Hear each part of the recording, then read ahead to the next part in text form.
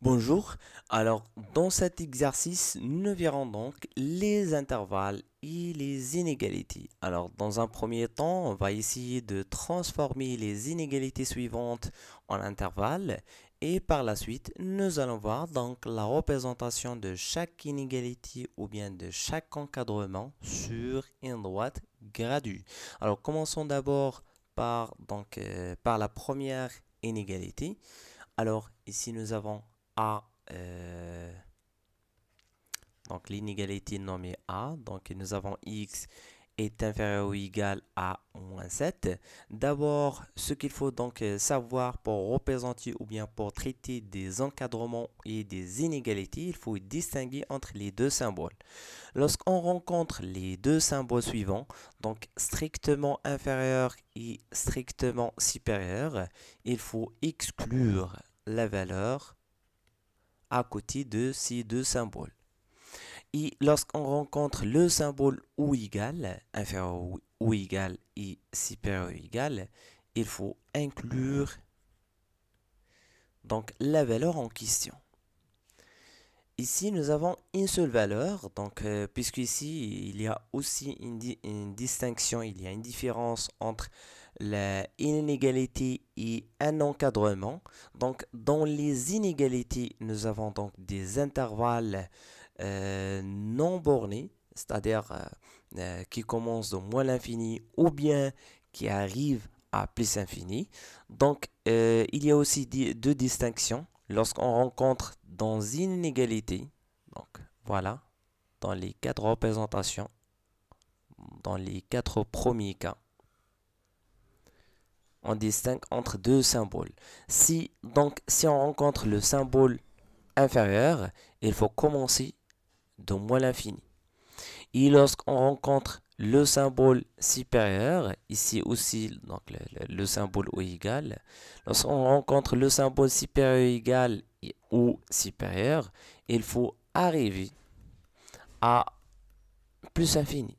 Donc ici, si on parle donc des inégalités. Par contre, si on parle des encadrements, il faut limiter donc l'intervalle entre les deux valeurs en question. Voilà, nous allons voir et vous verrez donc qu'il est très facile à traiter donc les inégalités et l'encadrement. Donc commençons d'abord par la première inégalité. Alors ici, nous avons x est inférieur ou égal à moins 7. Cela veut dire donc puisqu'ici nous avons donc le symbole inférieur, euh, c'est-à-dire il faut commencer de moins l'infini. Donc je mets d'abord moins l'infini. Il n'y a pas de, il n'existe aucun nombre ou bien aucune valeur qui est inférieure à moins l'infini. C'est-à-dire il faut mettre d'abord moins l'infini et puis on met donc le nombre en question, c'est moins 7. Et à côté de moins l'infini, toujours l'intervalle est ouvert. Donc à côté de moins l'infini, par définition, est ouvert. Ici, nous avons le symbole ou égal. Donc, il faut inclure la valeur. C'est pour cela, donc, je mets l'accolade ouvrante ici. Voilà, donc la transformation de cette inégalité sous la forme d'un intervalle.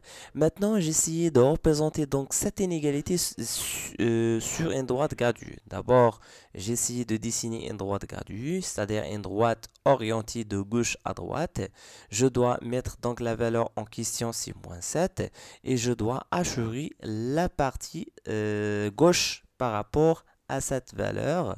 Donc voilà, j'ai essayé d'assurer la partie gauche parce qu'ici, nous avons donc, voilà, il faut se mettre sur la valeur. Et voilà, donc la gauche, parce qu'ici, nous avons donc le symbole inférieur. Et la droite, si nous avons le symbole supérieur. Et n'oubliez pas donc d'inclure la valeur à la partie assurée. Voilà la représentation sur une droite gradue. Passons maintenant à l'inégalité B. Alors dans l'inégalité B, nous avons x strictement inférieur à moins 7. De la même manière, ici nous avons inférieur, il faut mettre d'abord moins l'infini et jusqu'à donc 7. Et à côté de moins l'infini, toujours l'intervalle est ouvert. Et puisqu'ici nous avons donc le symbole strictement, il faut exclure la valeur. Voilà, donc l'intervalle à côté de moins 7, il est ouvert aussi. Donc voilà la représentation sur un droite gratuit. D'abord, j'ai essayé de dessiner donc un axe gratuit sur lequel je dois mettre donc la valeur en question, c'est -7, et je dois assurer la partie gauche parce qu'ici nous avons le symbole inférieur. Donc voilà la partie gauche et n'oubliez pas donc d'exclure la valeur parce qu'ici nous avons le symbole strictement inférieur. Voilà, passons maintenant à l'inégalité ci. Alors, dans l'inégalité ci, nous avons x supérieur ou égal à -4. Donc, puisqu'ici nous avons le symbole supérieur, il faut donc d'abord mettre quelque chose, point virgule, plus infini. Quelque chose, donc x appartient à quelque chose plus infini. Et à côté de plus infini, toujours l'intervalle est ouvert. Et qu'est-ce que je dois mettre donc dans ces pointillés? Il faut mettre tout simplement la valeur en question, c'est -4. Et n'oubliez pas donc d'inclure la valeur parce qu'ici nous avons ou égal. Donc il faut inclure la valeur. Voilà. Et donc j'ai essayé de dessiner donc une droite graduée afin de représenter cette inégalité sur une droite graduée. Il faut d'abord dessiner une droite graduée. Donc sur lequel je dois mettre donc la valeur -4. Et n'oubliez pas d'assurer la partie droite parce qu'ici nous avons supérieur. Alors, donc si la partie droite que je dois assurer, et n'oubliez pas encore d'inclure la valeur -4 dans la partie assurée parce qu'ici nous avons ou égal. Passons à la dernière inégalité, c'est l'inégalité D. Alors c'est toujours avec le nombre -4, mais ici nous avons strictement donc x appartient toujours plus infini parce qu'ici nous avons le symbole supérieur et à côté de plus infini nous avons donc un intervalle ouvert et on commence de -4. Donc voilà, de -4 jusqu'à plus infini et n'oubliez pas donc d'exclure la valeur parce qu'ici nous avons le symbole strictement.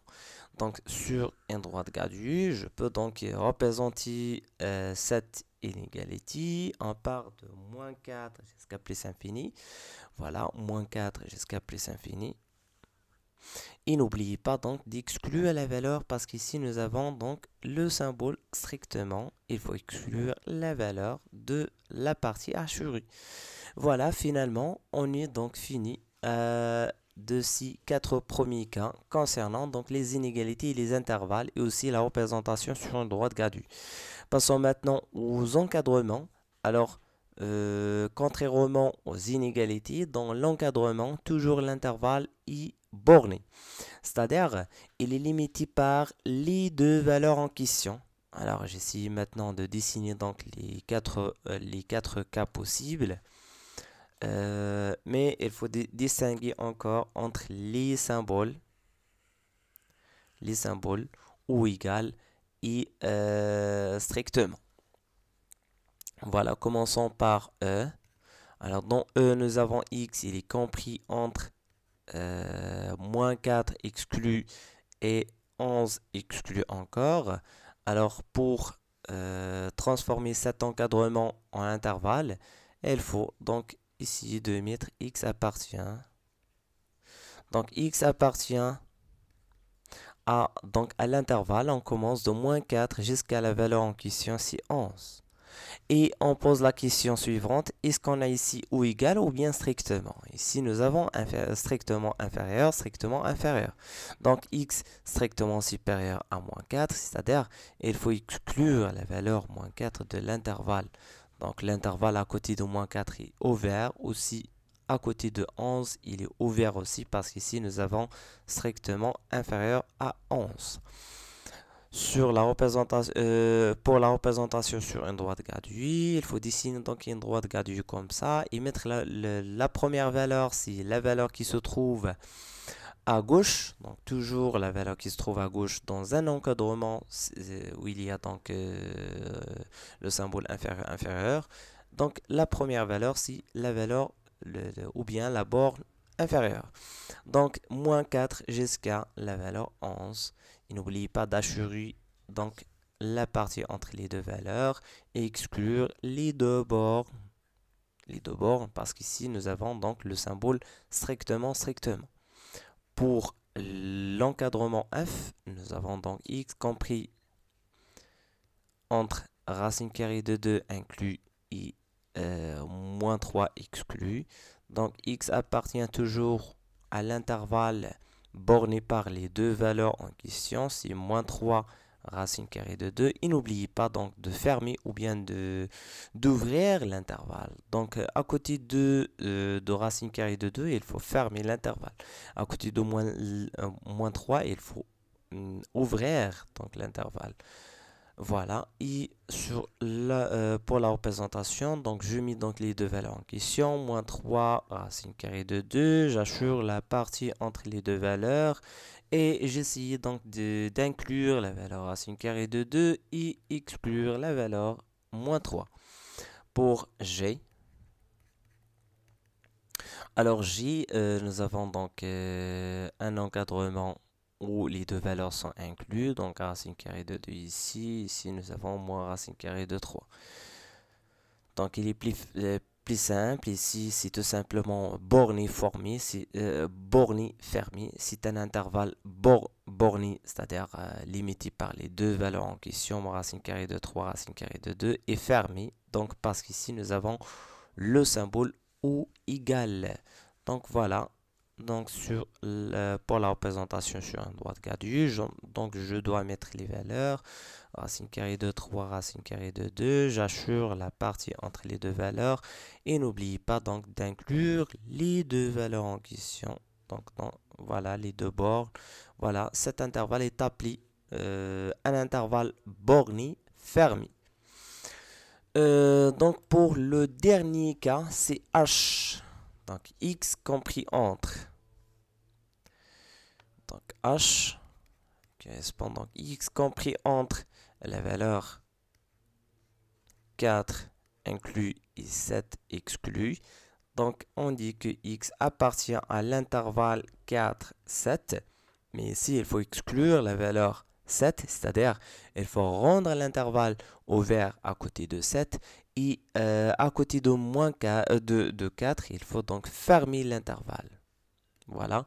Pour la représentation sur un droit de Gauss, c'est facile. Donc voilà, il faut dessiner un droit de Gauss sur lequel vous devez mettre donc les deux valeurs 4 et 7 et assurer donc la partie entre les deux valeurs. Et n'oubliez pas d'exclure la valeur 7 et inclure la valeur 4. Voilà, donc cet exercice fait l'application du résumé que vous avez donc vu dans la leçon. Voilà, donc voilà le résumé, les inégalités et les intervalles.